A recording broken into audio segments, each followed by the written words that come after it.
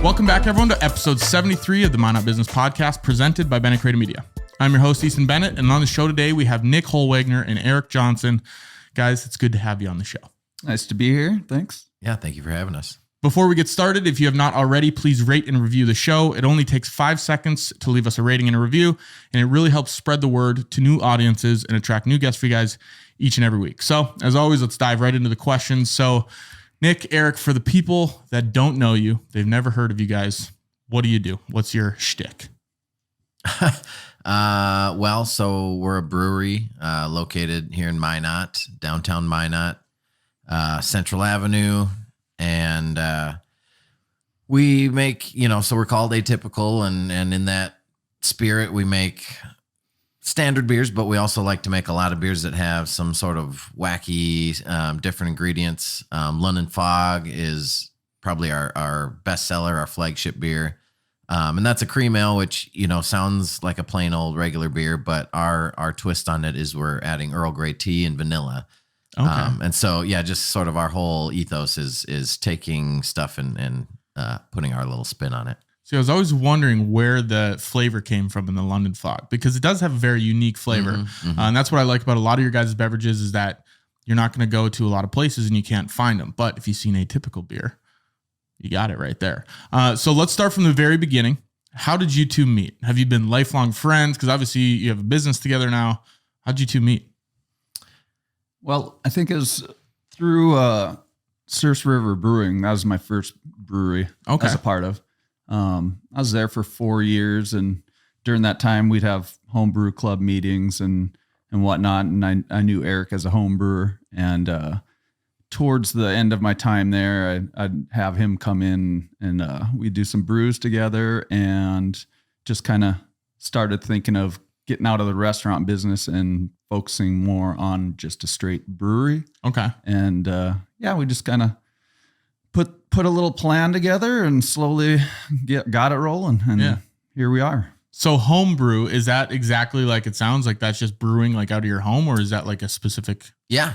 No, it's, you nailed it. And so there's kind of a beginner level where you're not even actually using grains necessarily. It's basically just like a syrup, and then you mix it in some warm water and then boil that whole thing. But so eventually, you move on and advance into the all grain so that's kind of the setup for us is we had been meeting at the with the Brewers on the Surus, our homebrew group, and then Nick just kind of pitched the idea of doing our own Atypical thing, and I have a background in teaching, so I had been teaching. I continued to teach for another couple years while we got things rolling. Did both for a while, and then so we're coming up.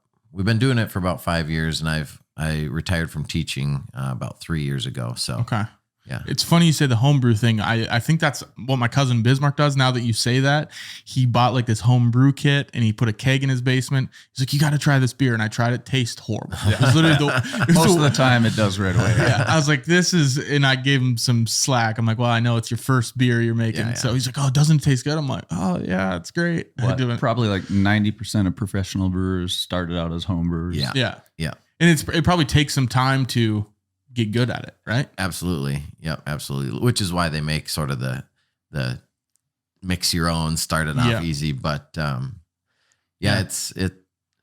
sour beer is kind of our See, that's my favorite. I like sour beer. Yeah. A lot of people, some of my friends are like, "Oh, I don't know how you drink sour beer." And I think they're the best. So it's kind of a whole additional fermentation. And so when I started, I was like, "Oh, I really like these sour beers too." And they were a lot harder to find back then. And so I'm going to start making my own beer. And then you figure out real quickly, it's like, that's not where you start. So then back up to the beginning and learn how to make just kind of a regular beer. And so, that was kind of my motivation to learn. Yeah. Okay. So we talked about when you guys met. Let's go back even further. How did you both get into the whole brewery thing? Is it something you guys have always liked, or how did you get, shown this different craft? For me, it was just a couple of friends were home brewing, and they asked me to do a batch with them one day, and it turned out pretty decent. I did, however, in like a few years earlier, I tried on my own and it was horrible. But since we got a good batch, I kind of got hooked right away. I was like, all right, this tastes as good as some of the stuff I can buy. So I just started collecting, buying more gear and moving around the house. Started out in the kitchen, then a little bit outside. Then I had a setup in my basement and starts taking over. Yeah. and my wife's like, are you going to just keep buying more gear or what are you going to do with this? Yeah. And just, with SRB, met a few guys that wanted to start it, wrote a business plan, just went for it. Probably wasn't ready. Yeah. But we went for it. And is it cheaper if you're doing homebrew, is it cheaper in the long run than going and buying a bunch of cases of beer or no? In the long run, but it's, getting all the gear in. It's pretty well. I need this too, and it'd be a lot better if I had that piece of gear as well. And so it's like any hobby. And so you do hit a point where you pretty much have most of the things you need, and then it starts to pay off in the end. But yeah. So as far as the business plan, you mentioned that you guys threw together a business plan. You mentioned that you probably weren't ready. Did you have any business experience before that? Did you always want to start a business? Did you go to business school? I had a little bit of business experience, but it was more in the construction realm. Had a painting company for a while. Okay. Nothing like a restaurant brewery business, but a little bit. Okay. Did you have any business background or just teaching? No. For me, I was just teaching. And honestly, as far as a lot of the business side stuff, Nick still handles, a good majority of that. We do have, our weekly group meetings and bounce ideas off of each other. But as far as like handling a lot of the background paperwork and, like when we filed for our federal license and all that, like Nick was the guy doing that stuff. So, yeah. Was it a learning curve? Because if you didn't go to business school or really have a business before this, you said you dove in, you weren't really sure if it was the right time. What was that learning curve like? Well, in the SRB days, I wasn't part of the business like day to day. Okay. My partner handled that and I was more focused on the brewing. Okay. But towards the end of that, I was handling a lot more of the business stuff. I always handled the brewery side of the business stuff, ordering and some of the beer taxes and all that. But as far as the full company stuff, a little bit of a learning curve. And even to this day, I'm still trying to learn. I just recently I got in a grant program it's called 10,000 Small Businesses through Goldman Sachs. Oh, that's awesome. I got into the first cohort in North Dakota and it was 3 or 4 month program and graduated from that. And they focus on the business that you actually own. So it's kind of cool. Instead of just a general business overview. Yep. I think that's one of the biggest things when you get into those educational areas. If they can give you practical advice for the business you're actually operating, instead of like, oh, well, you need to do marketing. It's like, okay, well, how can I do marketing for a brewery? Yeah. Was it more so like that? They covered all kinds of areas. They kind of said it was like a fire hose worth of information. and it was. Yeah. But you kind of just pick up on what really hits home for you. And that could be different for each individual and each individual business owner. So was there a clicking point in the business when you decided, okay, let's do this? Or were you guys planning it for a while, or was it like, bang, we're doing this now? Well, so for me personally, it's kind of a cliche, like every home brewer, if they get real serious about it, that I'm going to open a brewery or whatever. Yeah. But I knew that Nick had this previous experience. And simultaneously I was not particularly happy teaching. Like I love the teaching, being in front of the kids and that, but, there's just, any teachers out there know, like, there's just a lot of extra stuff that gets added on after all of, just your normal duties. Yeah. And so I was kind of looking for a change of pace. And like I said, I didn't end up doing sort of both at the same time for a while. But for me, it was like this opportunity of being able to turn, this crazy idea and kind of a passion hobby into a full-time gig. And so, my wife was super supportive and we just kind of decided, let's try. Yeah. And that was gonna be my next question. So support. I know when you're starting a business, you can get the one side that's like, you're crazy, this is never gonna work. And then you get the supportive side. Did you have both sides, you two, or no? Or is it a majority support?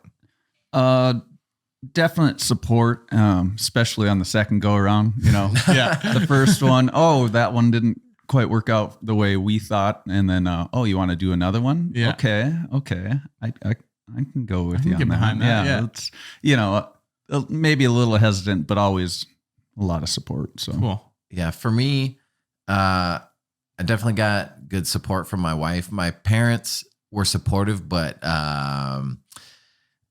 they just didn't quite get it. Yeah. At the same time, because it was, it's like you're going to open a bar. Yeah. You're going to so yeah, I mean, they've definitely come around and are super proud of where we're at now. But, I think they were just more nervous about, teaching is a very steady, you got your retirement, you got, everything's taken care of, health insurance, blah, blah, blah. And so, it is kind of a leap of faith. So let's throw it all away. Let's do beers. Yeah. So then let's get into the name then. How did the name come about? Was it always going to be Atypical? Did you go through a list of names where you're like, what's it going to be? we had a few different names we were kind of throwing out, but what it came down to is a few different things. The building that we got into is really a unique building, kind of a cottage style A-frame building, and we were.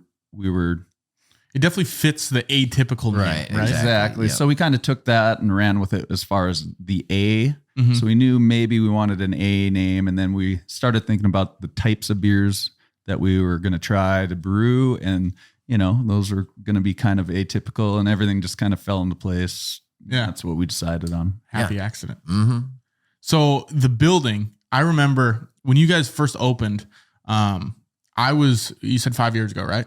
Yeah. Mm-hmm. So you must have had some opening event, and I was filming it for, was it Adam Dice? Yep. Is that who's in it? Yeah. So he's like, hey, go shoot this thing for me. And I wasn't 21 yet. So I remember filming it outside of the gate because I was like, well, Adam, I can't get in there. But yeah, ever since the beginning, I was like, this is the coolest building ever. And you guys started in the original space, right? Because the garage space now, was that open when you first opened? I don't think. No, it was a dirt floor full of just everything. Yeah. It was like the storage 10 motorcycles. Just anything you could think of. So what was the vision always to open into that space? Yes. Okay. So we started out with not even the front tasting room, just a room within the building that was our brew room. Okay. And so we finished that out first so we could get brewing, and we started distributing before we even had a tap room. Okay. And the tap room was next. We started building that out, and it ended up being about a 20-person maxed out size tap room. It's it was thin. very small. Very small. Is that's got to be unorthodox to start with distribution before the actual tap room, or is that generally how it goes? Well, yes and no. So really, I think the biggest determining factor is like you want your grand opening.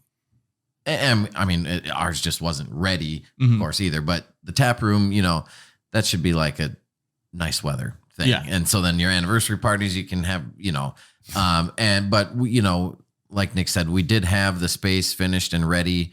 And we had businesses sort of like knew what was coming and were willing to give us a shot as soon as we got going. So yeah, we just started making beer as soon as we could.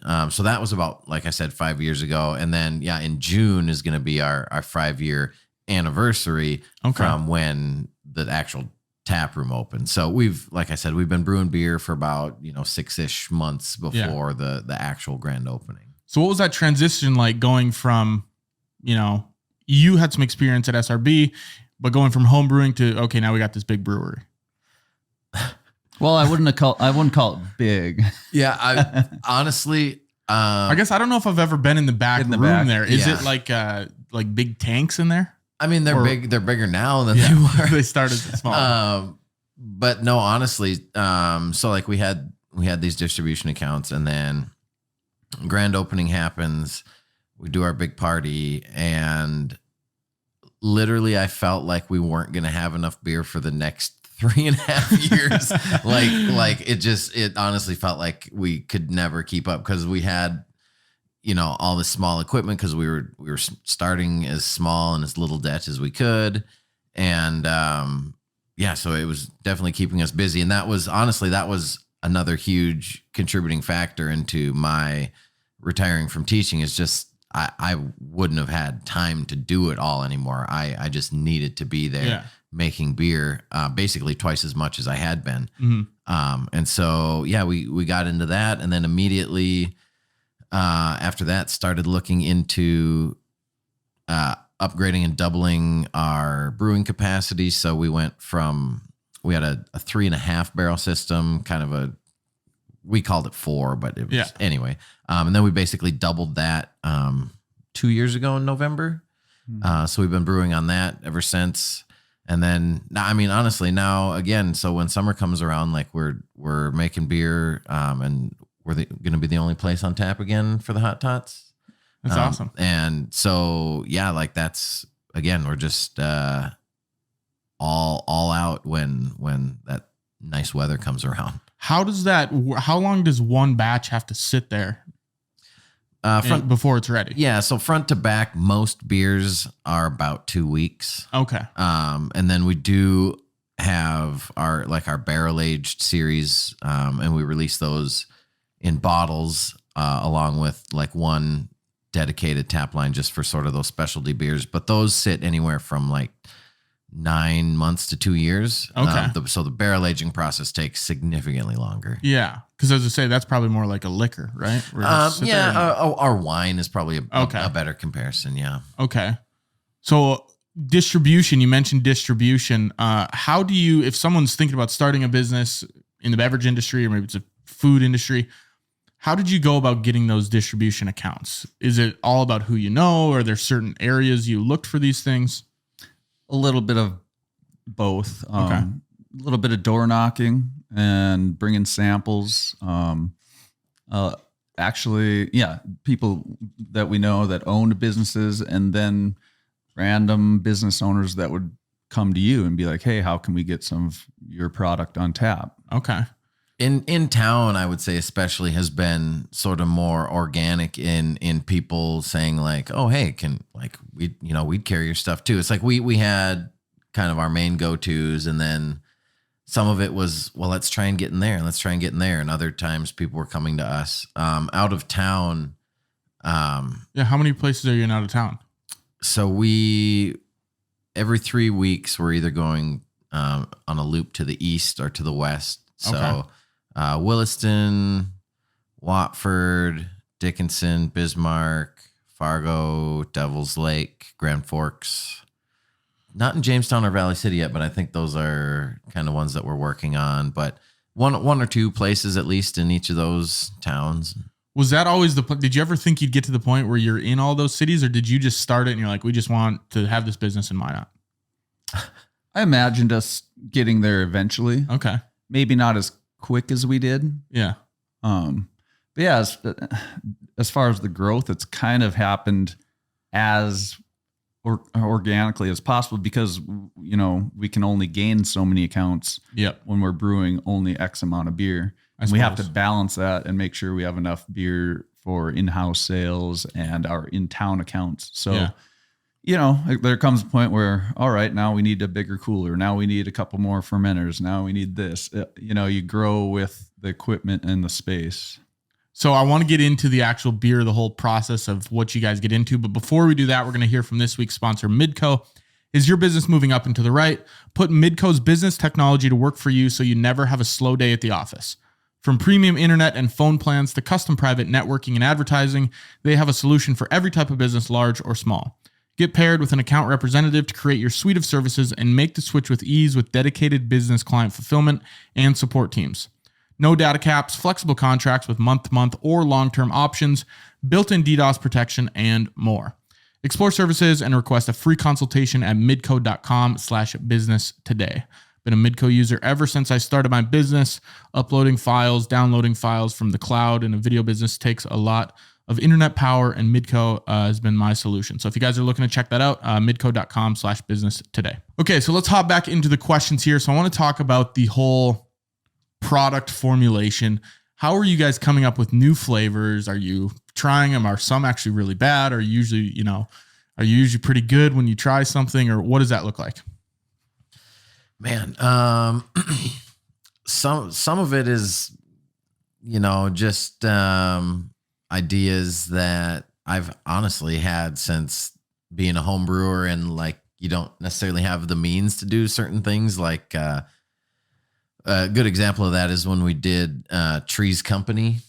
Okay. So that it's the idea behind it is it's like a Scandinavian beer, and they used to they didn't have modern equipment, and so to strain the grains away from the liquid, they would filter it through juniper boughs. Okay. And so the beer ended up with this real nice juniper infusion. And so to sort of replicate that, we couldn't just stick like twigs in our equipment because that would plug it all up and stuff. So what we actually did is cut down a juniper tree and then hollowed out the trunk and lined the trunk with the boughs, and then ran it like a little trough, the liquid through it. So that was one. How long did that take you to think of? Like, let's just cut down a tree and we'll haul it out. I won't take full credit for it. I have seen it done on the internet before, but we kind of had this idea. So that was a fundraiser beer, where a portion of proceeds went to the 1,000 trees. 100 trees, 1,000 trees, 10,000. 10,000. As many trees for Minot as we can get. Yeah. But yeah, it's like, okay, we're going to cut down this tree in order to plant trees. But so this tree was dying and on its way out. And so we put it to one more good use. It's a good trade-off. One for 10,000. Yeah. It's like Dumb and Dumber. I'll trade you straight up for the van. Okay. So the names then, Trees Company, it's a play off of the TV show, right? Mm-hmm. How do you guys come up with these names? Do you sit down in brainstorming meetings? Do you have people send in suggestions? What does this look like?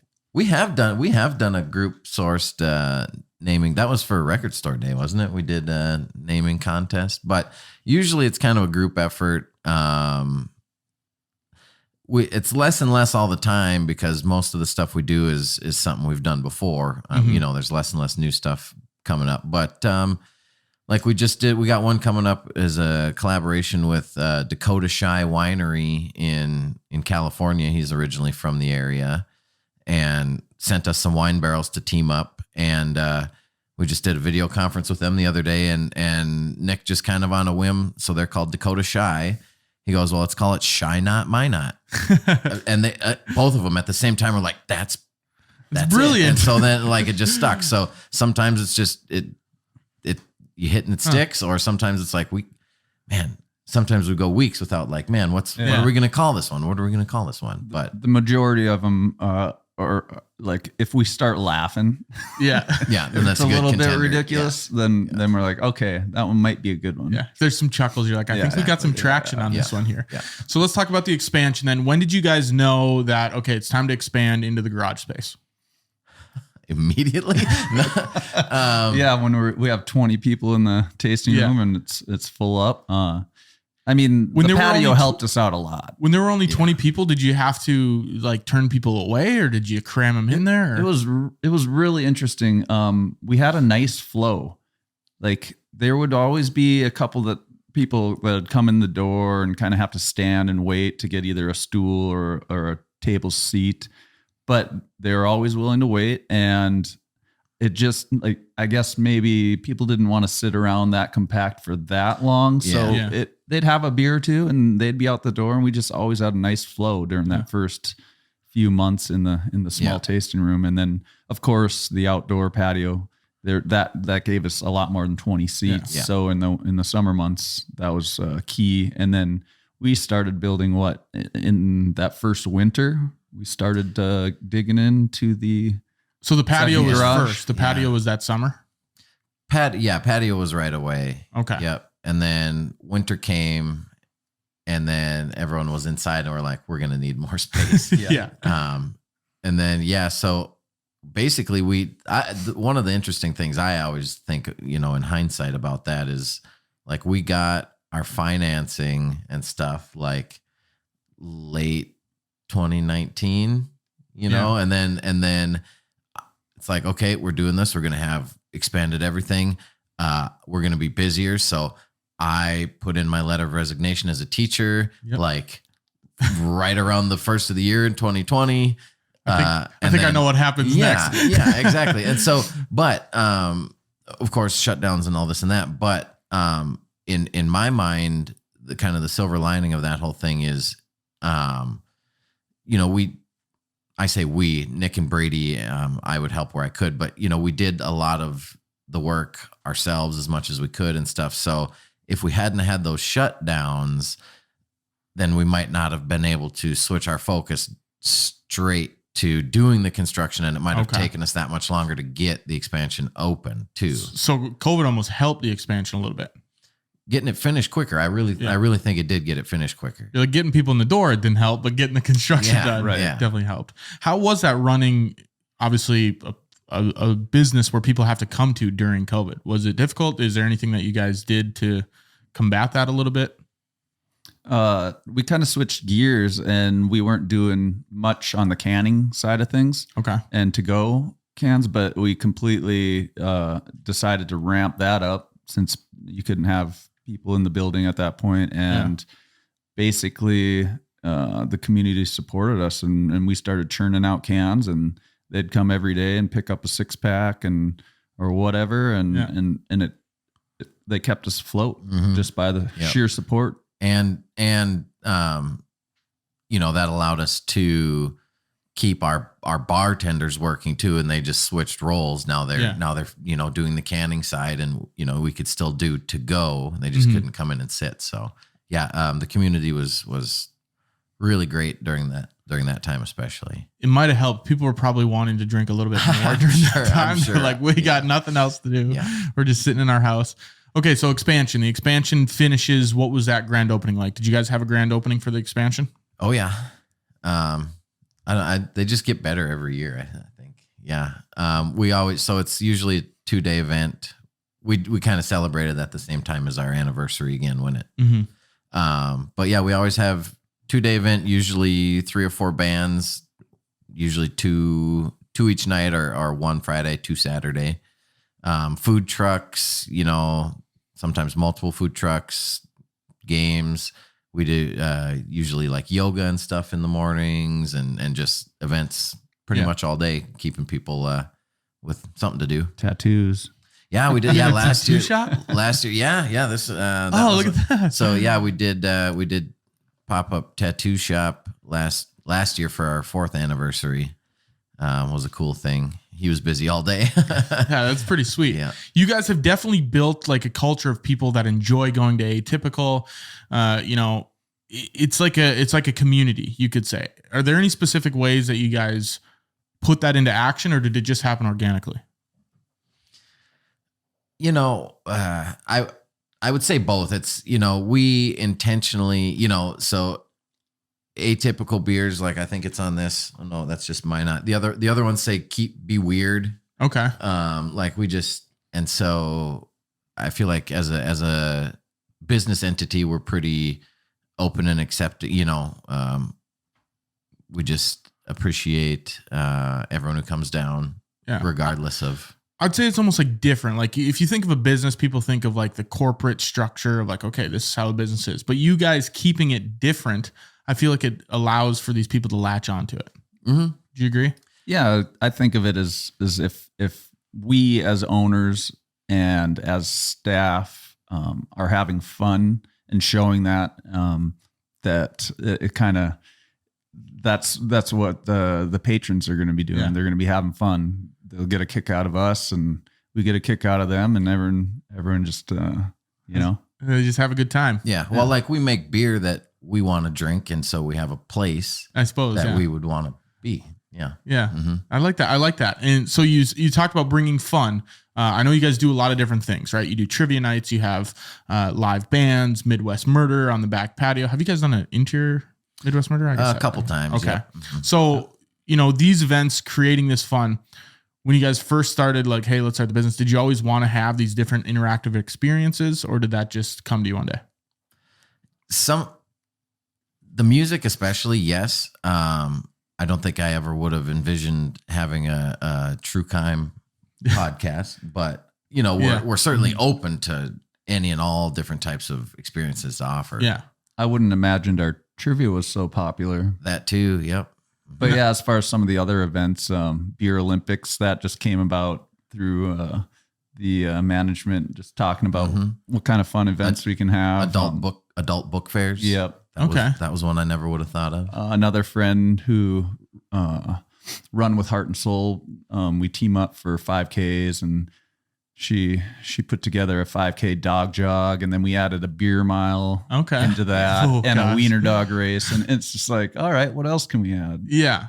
So I know you mentioned trivia night. Do you think it's important if you have an establishment like a bar where if you say, okay, trivia is on Tuesday nights, that it keeps people coming back? Like we can go to trivia. It's just a common thing that people can get used to.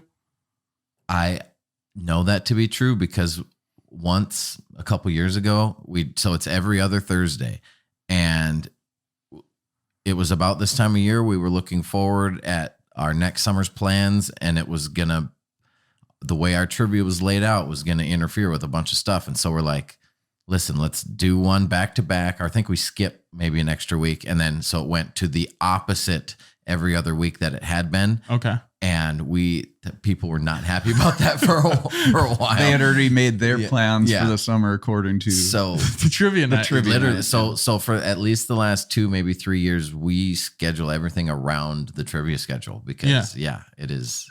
They are hardcore. Because I've thought about that, like, especially if you run something like a bar where, maybe Mondays are hard to get people there. I feel like more people should implement what's your thing for Mondays. I know we're right by the Lamplighter. Lamplighter always has $5 pitchers on Wednesday nights. And it always gets the college kids there on Wednesday nights because it's $5. Whereas if you tack, activities or experiences to that night that you're not having people, I think that would work a little bit more. I've never ran a bar, but that's just kind of what I'm thinking in my head. I listened to a podcast where they talked to a bar owner, and he did T-shirts, and the first Tuesday of every month, I think it was, he came out with a new design of the T-shirts.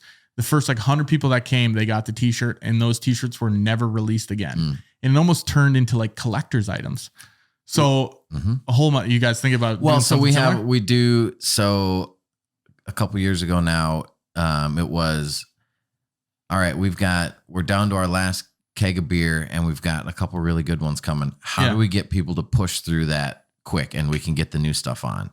And so we had someone design us a special one-off T-shirt design and called it Beer Slayer. And so if you're the person who kicks that keg, then you get the T-shirt. That's the only way you can get the T-shirt. And we have people trying to bribe our bartenders all the time, trying to get that particular T-shirt. But that's awesome. But that's the point of it, right? Is the exclusivity, and then if you want it, you got to earn it. So. I like that. People probably didn't know how much beer is left in there. Exactly. Yeah. Because it starts at the first pint out of the last keg. Oh, okay. We put the sticker up on the board and say, here's our next Beer Slayer, and they never know exactly where it's at. So So you call all of them Beer Slayer?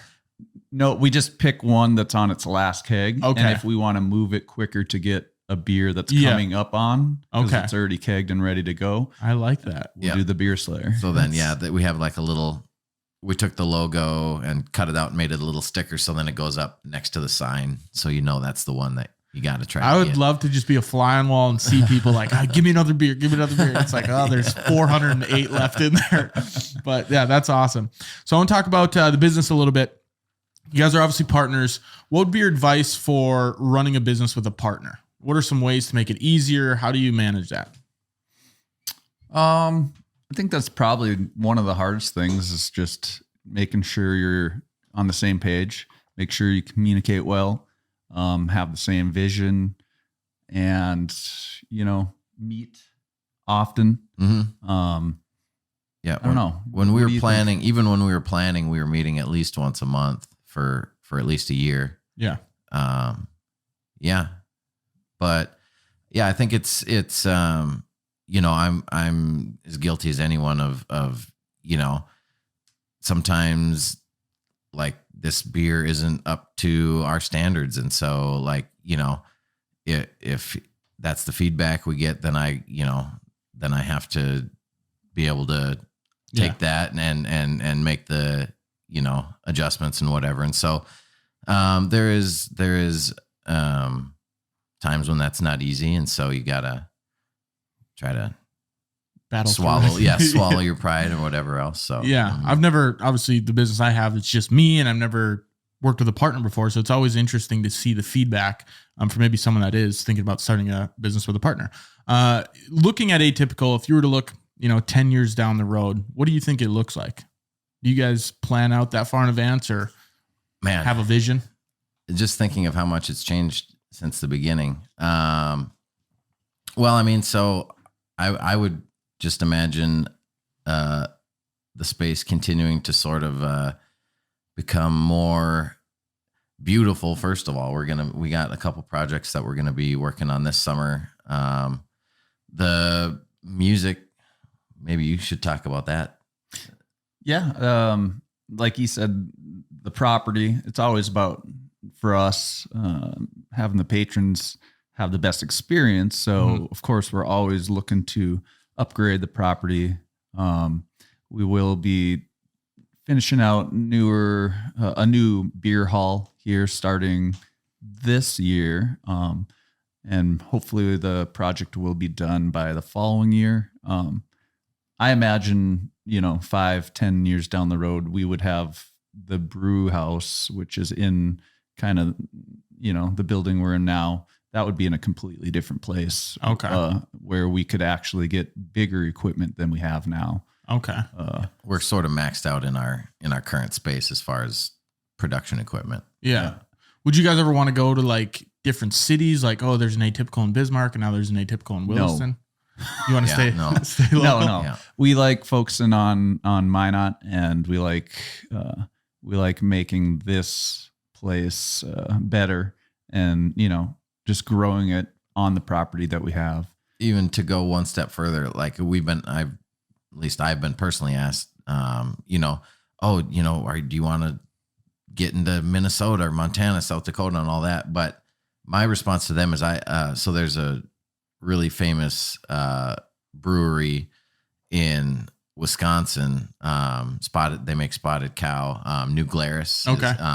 And they are only available in the state, and I think they're at least in the top 5, maybe top 6 breweries in the country, and they only sell it in their own state. So like, not to say that North Dakota is going to provide that for us, but there's still lots and lots to do just within the state itself. When it almost adds that exclusivity where if, it gets big enough where people are traveling through North Dakota, they think, I have to get Atypical. I have to find some London Fog somewhere, whatever it is. Exactly. So I do like it. It's always interesting. Do you want to have this franchise where it's nationwide, or do you want to keep it semi-local? So what is, only a couple more questions here for you. What's one lesson that you guys wish you knew when you started the business that you know now, 5-6 years later? It's always an exciting one for people. It really brings them back. They're like, what didn't I know? Well, it's a learning. I mean, I'm learning stuff every day. Like I said, did the business courses. I guess I'd say I wish I knew a little bit more business up front. I wouldn't let that scare you, because a lot of businesses, they know how to do something well, but they don't necessarily have the business background. I wouldn't let it scare you, but I would definitely search that out prior. Yeah. I like that. I guess I wish I knew, just in a personal way, I wish I would have known that we would make it to this point, and then I wouldn't have worried for so much in the first few years. That is true. If you're like, we'll be okay in 5 years. I'll take the shit for however long I need to. Yeah. But in like in a professional sense, there's hundreds of things. Like, we're learning new stuff all the time. Like, I guess probably a big one is it's called hop dip is a technique we learned from Fargo Brewing, like stuff, just as one example. So all kinds of stuff that is just kind of ways to make the beer better that I didn't know about before. Yeah. So last question I got for you guys. Usually we do Mount Rushmore of business advice, 4 pieces, but usually we only have one guest. So we're going to do 4 pieces. You each get 2. If you want to bounce back and forth, your best 4 pieces of business advice you can give to someone that's maybe thinking about starting a business, or maybe they already did start a business and they're in the early stages. What would you say to them? Have a really good business plan before you go and talk to the bank. Yeah. Make sure you have your numbers right and they seem, legit. Yeah. Like possible. Yeah. And maybe if you can start small, like kind of our thing with this was too small to fail. That won't work for everyone, but it worked out for us in the way we started out. I like that saying, too small to fail. Yeah. That is nice. Yeah. Okay. So my first, I guess I could be a little more general with it and say, like, a lot of cliches, do exist for a reason. So like, the one I think of immediately is it's not about what it's about who that, and that I've found that to be totally true. And especially in Nick and all of the, like, having the construction background in that, like, we have something go wrong with our plumbing. Like, oh, we got a guy, he's there. Something's going on with the, this electrical outlet is acting up. Boom, we got a guy who's there. And so if you don't have relationships like that, then maybe you're waiting for days or weeks, and in the meantime, your production is shut down or whatever. So there have been a lot of instances like that too, where I've thought, like, oh shit, it's a good thing we know someone. I thought the exact same thing when I started my business. I'm like, okay, it's just a cliche, And then it turns out it's like, okay, it would be really nice if I knew someone that did this. Yeah. So it is super true. And it's funny how all those cliches do actually turn out to be true. All right, one more from each of you, and then we can wrap this up. Since it was my second go around, I can't understate how important social media is. Yeah. As far as getting your brand out there and communicating what you're about. I was never that good at it at the first brewery. So right away, I talked to Eric about it, and we decided to hire that position, and it's worked out. Yeah. It's worked wonders. So yeah. Especially in 2024. Yeah. Like you got to be, you have to be online. If I had to spend all that time, or Eric doing what our social media person does, we wouldn't be making near as much beer or anything else. Absolutely. Yeah. And it's funny. At one point I did a presentation for some homebrewers in Fargo, and I was pulling pictures from our social media, and here's the date where we hired her. Like I could tell clear as day, like picture A to picture B. Oh yeah. Oh yeah. Yeah. Plain as day. That's awesome. Yeah. All right, Eric, last one for us. So I guess this kind of goes into what I was saying before, but, so I spoke a couple years ago to some high schoolers at Minot High. And, one of the things I told them is, like, you should really be nice to everyone. Like I work with people now that I know from high school that, so like, for example, we work with A1 Septic. They bring porta potties for our outdoor events. And I went to high school with Reed Hansen. It's like, I never, ever in a million years would have thought I'd be calling him up for like one business to another business guy, whatever. But, here I am. And so, like, if I would have been a jerk to him, it's, who knows or whatever. So, that was kind of the example I used for them. But yet, like, you never know who you're going to end up dealing with. Yeah. And so, don't want to burn bridges before you even know you need the bridges, right? Precisely. Yeah. Cool. Well, I like all 4 of the pieces of advice. Hopefully you guys enjoyed them as well. Where can people find Atypical online, in person? Where can they find you? In person at 510 East Central Avenue in Minot. Right downtown. And online, Facebook, Instagram are probably the best places. Untapped. Yep. You can see our full menu on Untapped. It's Untapped. What is that? It's a beer searching and rating app. Okay. Oh, cool. All right. Yeah. So go check out Atypical. We'll put their information in the description below. Nick, Eric, thank you guys very much for coming on the show. Thank you. That was episode 73 of the Minot Business Podcast. Hopefully you guys enjoyed it. We will see you guys next week for episode 74.